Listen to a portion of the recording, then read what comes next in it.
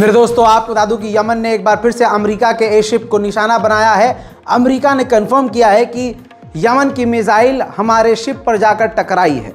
मेरे दोस्तों, इससे एक बात क्लियर हो गई है कि यमन ने जो कहा था कि ये कितने भी हम पे हमले कर ले, हम अटैक करते रहेंगे। यानी बरतानिया और अमेरिका ने जो 100 जगह अलग अलग जगह पर टारगेट किया था यमन के लोगों को, हूथीज़ को, उससे कोई फ़र्क नहीं पड़ा है।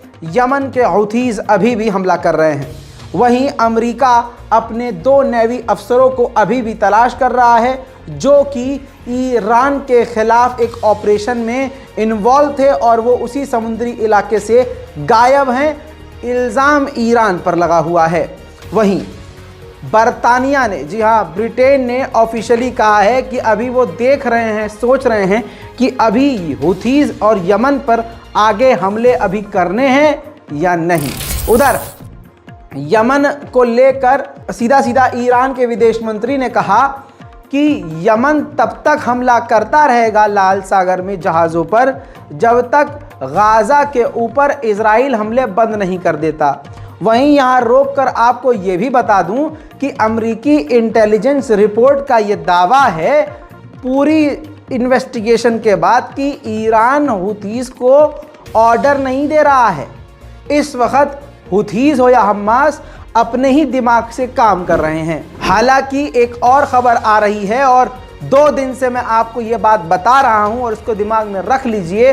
यमन के ऊपर जब से हमले शुरू हुए हैं तब से अब लगातार बीच बीच में हमले होने की खबरें आ रही हैं। अब आपको बता दूं कि तमाम हमलों के बावजूद हूथीज़ ने अब सबसे ख़तरनाक धमकी दे दी है अमेरिका को। कहा है कि कब्रिस्तान बन जाएगा ये यमन अमेरिकी सैनिकों के लिए। हम लगातार हमले जारी रखेंगे जब तक इजराइल हमले बंद नहीं कर देता तब तक। खबर आ रही है कि 6 बड़े टैंकर लाल सागर की तरफ बढ़ रहे थे और लग ये रहा था कि यमन अब हमले नहीं करेगा, लेकिन यमन के हमलों के बाद उन 6 के 6 टैंकरों ने लाल सागर का रास्ता छोड़ दिया है। उधर ईरान ने अमेरिका और ब्रिटेन से साफ तौर से कहा है कि यमन पर हमले करना बंद कर दीजिए। मेरे दोस्तों, आपको बता दूं कि ब्रिटेन के डिफेंस मिनिस्टर ने बयान ये दिया कि 2500 किलोमीटर दूर यमन है गाज़ा से। तो यमन जो इस वक्त लाल सागर में हमले कर रहा है उसका गाज़ा से कोई लेना देना नहीं है। वहीं बरतानिया के विदेश मंत्री और चाहे बरतानिया का डिफेंस मिनिस्टर हो, उनके मुंह में गू मारते हुए एक ही बात मैं पूछूंगा कि अगर यमन 2500 किलोमीटर दूर है, इस बिना पर आप कह रहे हो कि यमन आतंकी हमले कर रहा है, वो गाज़ा के लिए कुछ नहीं कर रहा है और गाज़ा के लिए यह हमले नहीं कर रहा है, तो 2500 किलोमीटर दूर तुम उसकी वजह बता रहे हो क्योंकि वो दूर है इसलिए गाज़ा से उसका मतलब नहीं है। तो 2500 किलोमीटर दूर होने पर उसका मतलब नहीं, तो तुम इजराइल से 4000 किलोमीटर दूर हो, यानी ब्रिटेन इजराइल से 4000 किलोमीटर दूर है। तो ये 4000 किलोमीटर दूर होकर इजराइल का साथ दे सकते हैं और अगला 2500 किलोमीटर दूर होकर गाज़ा का साथ नहीं दे सकता। वाह भाई वाह, बेगैरती वाह। ब्रिटेन के पार्लियामेंट में ऐसा नहीं है कि सवाल नहीं खड़े हो रहे। ब्रिटेन की पार्लियामेंट में एक विपक्षी नेता ने ऑन रिकॉर्ड ये सवाल पूछा ऋषि सुनक कि अगर यमन के हमलों की हम निंदा कर रहे हैं तो इजराइल जो 10,000 आम बच्चों को मार चुका है उसकी निंदा क्यों नहीं कर रहे। ऋषि सुनक ने बड़े ही कमीनेपन के तरीके से इस पूरे बयान को और पूरे सवाल को ही पलट दिया।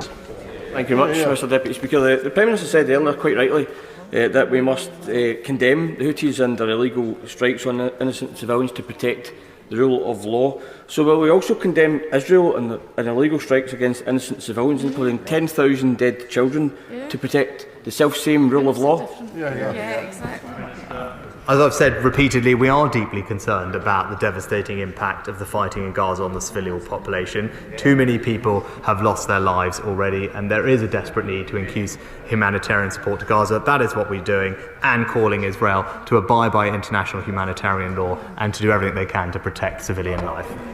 अब आंकड़े जान लीजिए, 24,100 गाज़ा के आम लोगों की मौत हो चुकी है इजराइल के ख़तरनाक स्ट्राइक में और 61,000 से ज़्यादा लोग घायल हैं। मेरे दोस्तों, अब ये तस्वीर देखिए हमास ने जारी की है। ये जो जिंदा शख्स जो बोल रहा है वो ये बोल रहा है अपने इजराइल से कि जब तक हम जिंदा हैं हमें यहाँ से बचा लो, निकाल लो, डील कर लो।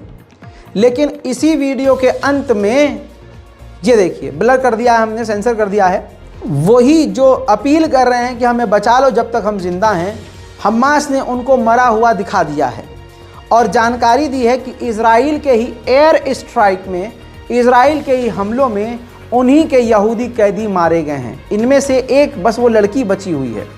बहरहाल आगे बढ़ते हैं। उधर यूएन के चीफ ने साफ कहा है कि हम अलाउ नहीं कर सकते कि जो गाज़ा में हो रहा हो वो लेबनान में भी हो, और हम ये भी अलाउ नहीं कर सकते कि गाज़ा के अंदर जो हो रहा है वो कंटिन्यू होता रहे।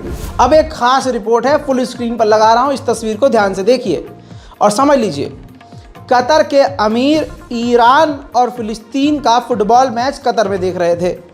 इसी दौरान ये कतर के अमीर को देखा गया कि वो अबू उबैदा का बयान सुन रहे थे। जी हाँ, जो एक किसी अरबी चैनल पर टेलीकास्ट हो रहा था, तो कतर के अमीर अबू उबैदा के बयान को सुनते हुए पाए गए। अब ये फुटेज पूरी दुनिया में वायरल है। उधर यमन ने जानकारी दी है कि इजराइल के हमलों में अब तक हमारे 6 फाइटर मारे गए हैं। गाज़ा में ठंड बढ़ती जा रही है, बिजली पानी है नहीं और ठंड अब मौत का सबब बन रही है। अब मजलूम लाचार बच्चे और लोग लकड़ियां इकट्ठा कर रहे हैं आग जलाने के लिए।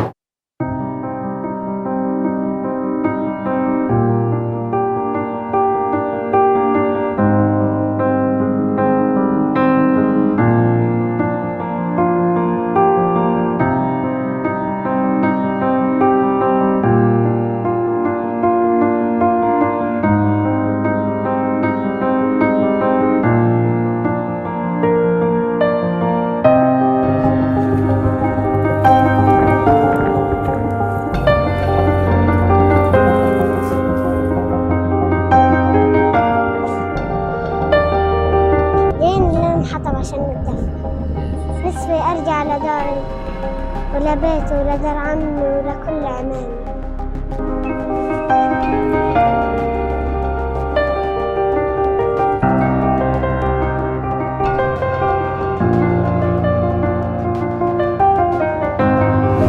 बहरहाल फिलहाल की इस रिपोर्ट में इतना ही। इंतज़ार कीजिए मेरी अगली अपडेट का, जो कि ताज़ा जानकारियों के साथ फिर से लेके आने वाला हूँ कुछ ही देर में। जय हिंद।